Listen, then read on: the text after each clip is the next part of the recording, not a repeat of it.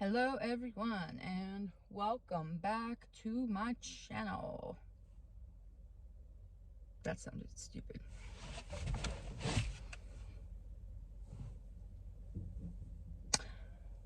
Hey everyone and welcome back to my channel. Sorry. Anyways, be serious.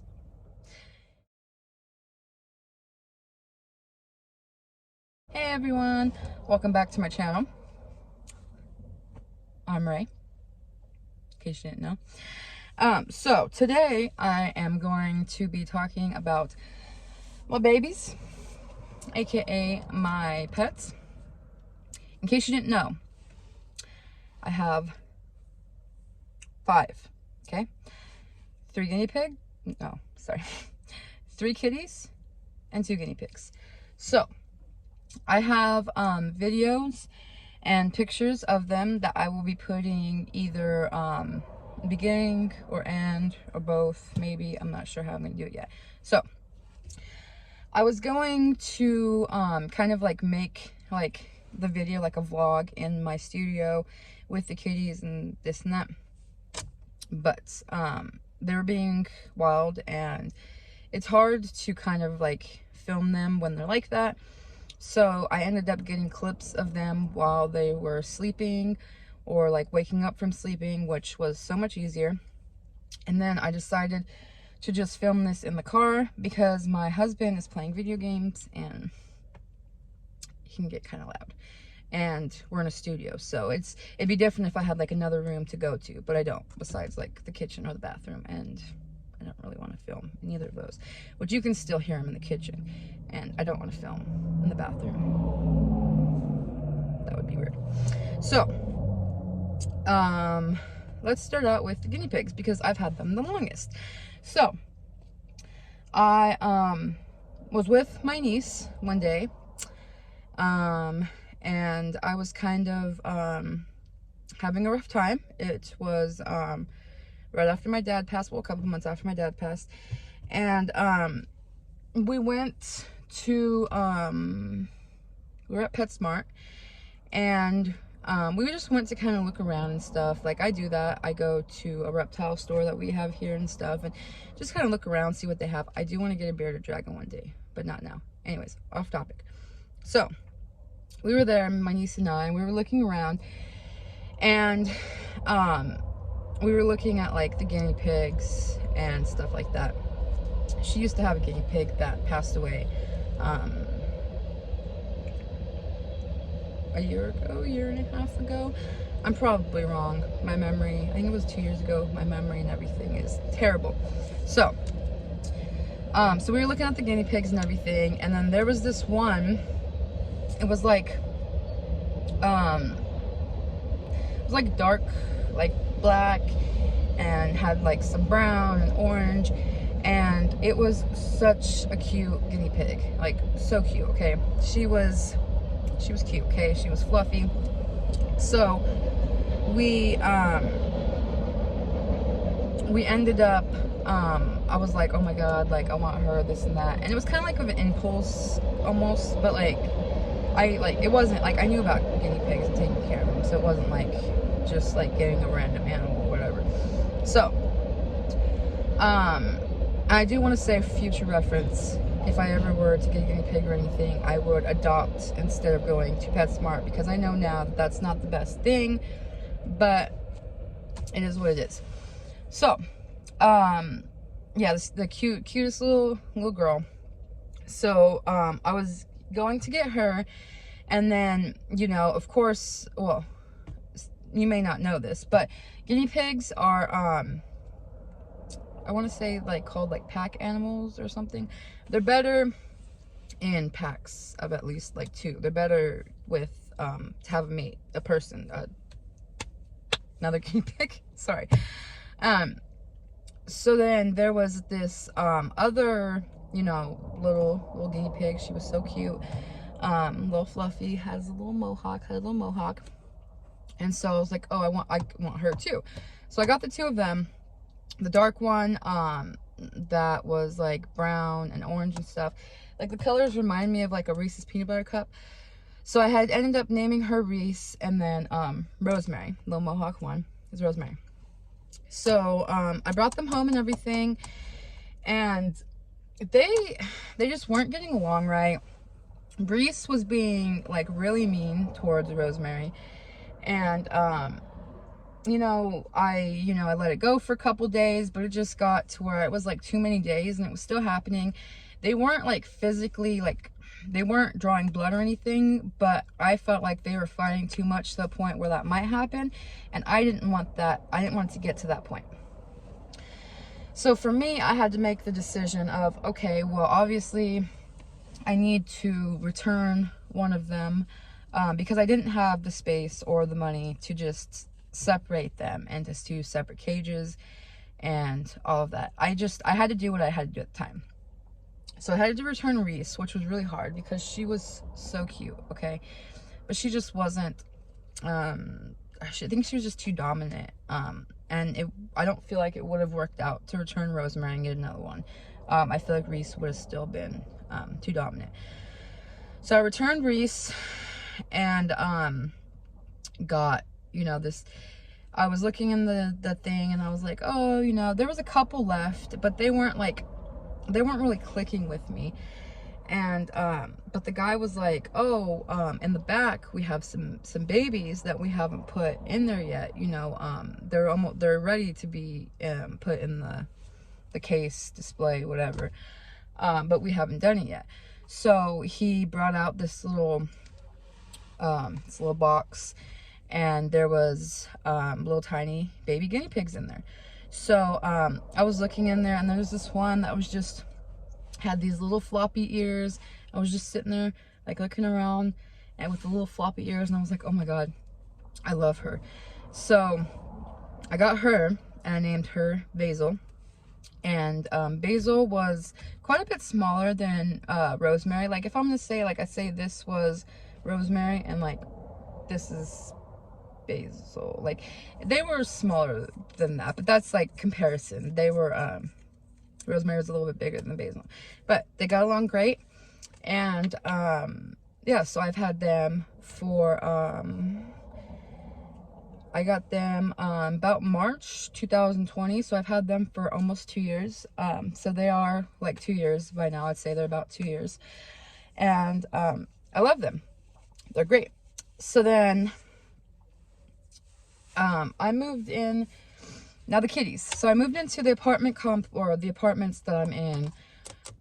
We moved in, I want to say it was probably May of 2021. Yeah, I want to say May. And when we had moved in, the manager of our apartment had told us that this cat that was, it was around the apartments. She was a little calico. I would say she was maybe 6 months old at the time. 6, 7, maybe months old. She was little. And he told me that she had babies that were probably like a month old, but that she had put them up in the tree. And it's like a really tall tree. I might take a picture of it to kind of show you, but it's really tall, and nobody was able to get up there and get them. So then I guess one day the manager came out, and she was taking them out of the tree or whatever, so he got them, and he ended up bringing them to somebody that's behind me, that lives behind me. And I guess they were like feeding it, like giving it regular milk and stuff, which isn't good for kitties, and the kitties ended up not making it. We'll just say that. So the manager was gonna get her fixed right after she he gave the babies to the lady, and right after he gave the babies to the lady, he had made an appointment to get her fixed. Now in our area, there's like, to get cats fixed, it's usually booked out at least a month, possibly two, because there's so many cats that just need to be fixed, and strays, and especially because he was going through a low cost program because he's on disability. So he made an appointment to get her fixed, and it was a little ways out.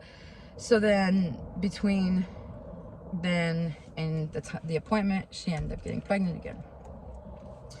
So she, and the problem with that too is with these low cost places, it becomes a harder problem once the cat is pregnant, because then it's more of a process for them, and it'll either cost more, or the low cost places won't do it at all, because it's just, they just get it, like, do regular fixing.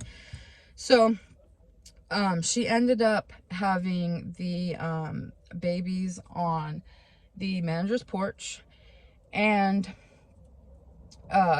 she had them there, and she was feeding them and taking care of them and everything, and I was checking on them and making sure everything was all right, and they were doing fine and everything. And then about 2 weeks after they were born, they disappeared. She had taken them and done something with them. We couldn't find them. We looked, we couldn't hear them in the tree.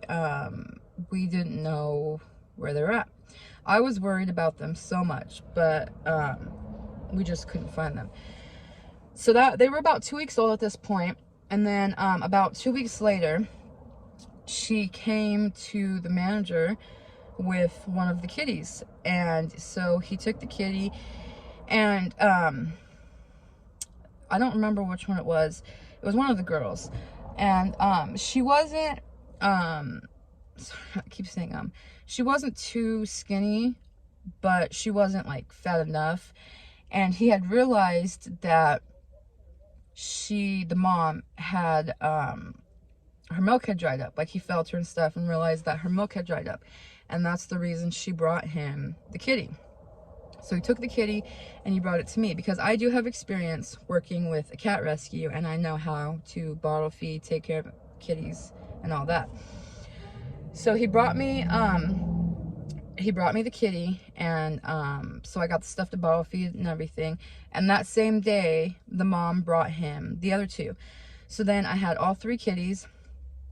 And the one, okay, growing up, when I was younger, I had found a calico kitty, and she was starving, so emaciated. She, I ended up finding her in like a bush by my house. She wasn't there very long, but when she did get there and started meowing and everything, I did everything I could to get her out of the bush. And like I said, she was starving and emaciated, and if I hadn't got her out when I did, I honestly think she wouldn't have made it maybe another day. Like, she was just skin and bones. It was crazy. So I got her and I brought her back to health and everything. My parents, I had to like kind of beg my parents, but they let me. And that was my Chloe, and I had her for quite a few years until she passed. But yes, and she was a calico. She was a nice, once I got her healthy, she was a big fluffy calico, and I loved her. So when I saw because there was two calico babies, so when I got the three babies from the manager, there was two calico babies and a black and white one. The two calicos were female. If you don't know, calicos are basically always female. It's very rare instances that there's males, but they're basically always female because of like their genes and like genetics or whatever, all that. So when I saw the one calico, she reminded me so much of Chloe. And my husband saw her, and he kind of saw like the look I had, like seeing her, and like the way I reacted. And he was like, oh, like, he was like, she reminds you of Chloe, huh? And I was like, yeah.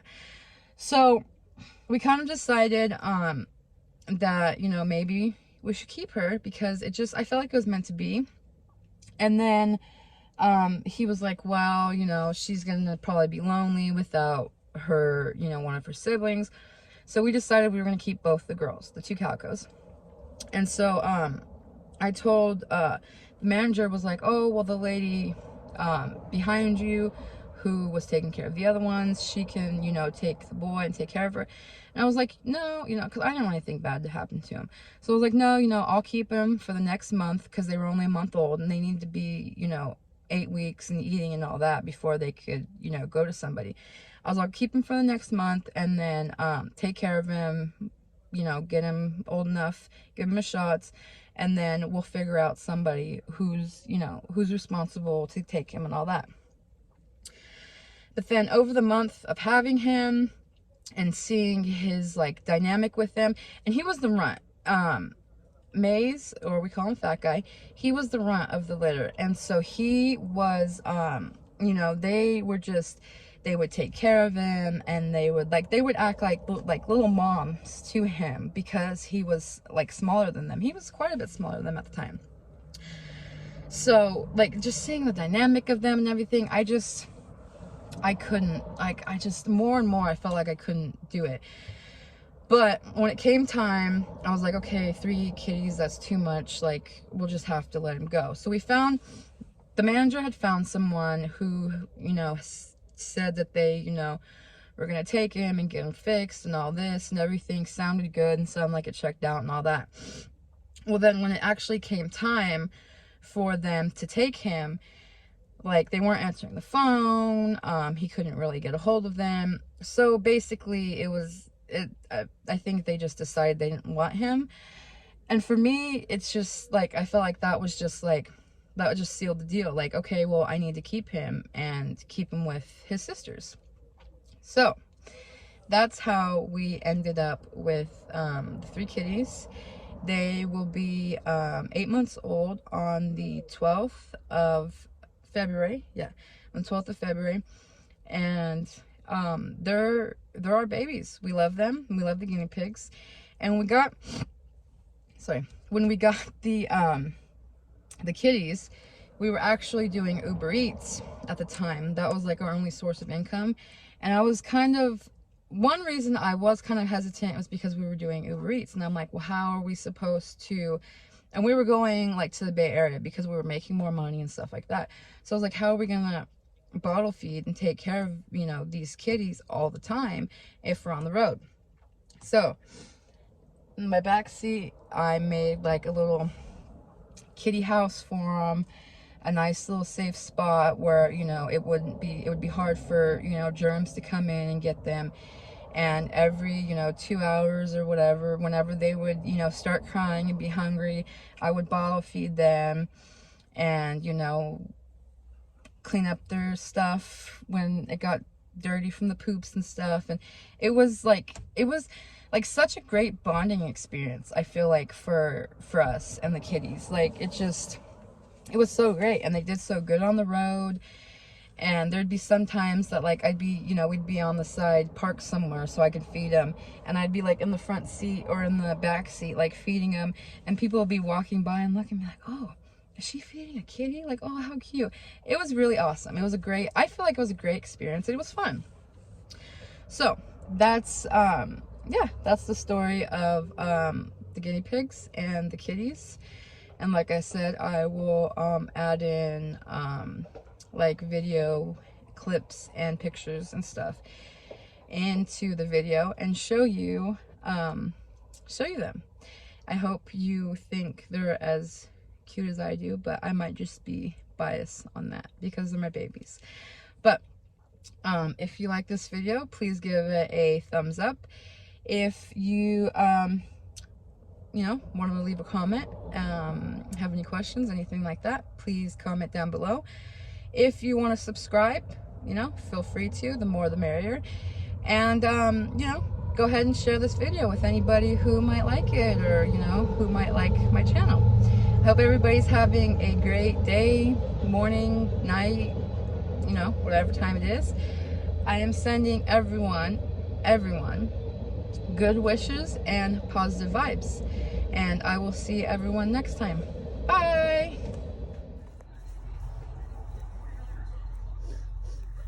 What are you doing? Are you burying yourself in the hay? Huh? Trying to burrow in the hay? Is that what we're doing? Is her burrowing in the hay? Is that what we're doing? Her lips, oh, she ran away. Rosemary? Rosemary? Come back. Come back, Rosemary. Basil, come here, Basil. Come here, Basil Keel. Come here. Come here. Come here. Come here. Come here. Come here. Come here. Come here. Come here. Come here. What are you doing? Hazel? Or, no, Rosemary? Rosemary, what we're doing? Rosemary? Hello. Say hi. You got hair on your head. But you won't let me get it. Because you're spaz. Huh? You spaz? No, it's Carlos. Yeah. It was Carlos went to Seattle. Yeah. What are you doing? What are you doing? Basil? Are you just gonna hide in the house? Are you just gonna hide in the house, Basil? Come here. Come here. Oh. Basil? That's Basil in the house. What are you doing? Oh. Hi. Hi.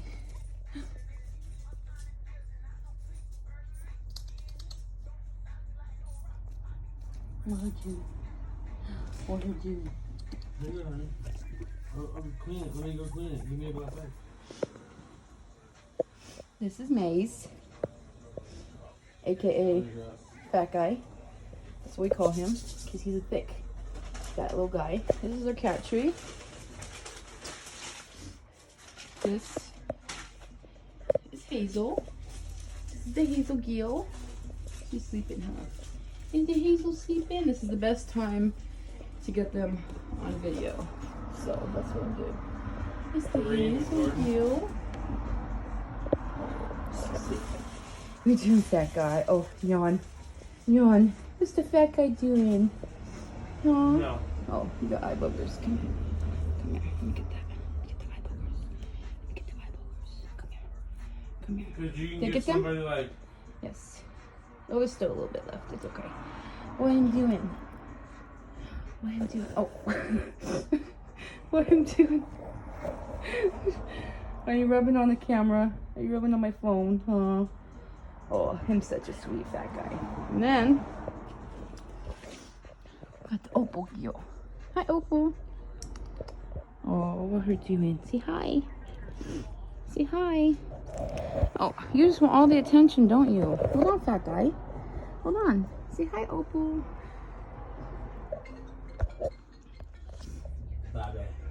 She's not in the right spot, but when she's positioned right, she's got like a little heart. See, right now it doesn't look like it, but I have pictures of it, so I'll probably insert that. But she's a little petite girl, just like her mom was. Huh? She's a little petite, a little small girl. Oh, see, maybe I can get her to. You kind of get the idea, though. It's kind of shaped like a heart in a certain way. Huh, Opal. Oh, my baby cute. Opal cute. Does her love her mommy? Her loves her mommy, huh? Yes. You my baby. You my baby Keo, huh? Yes.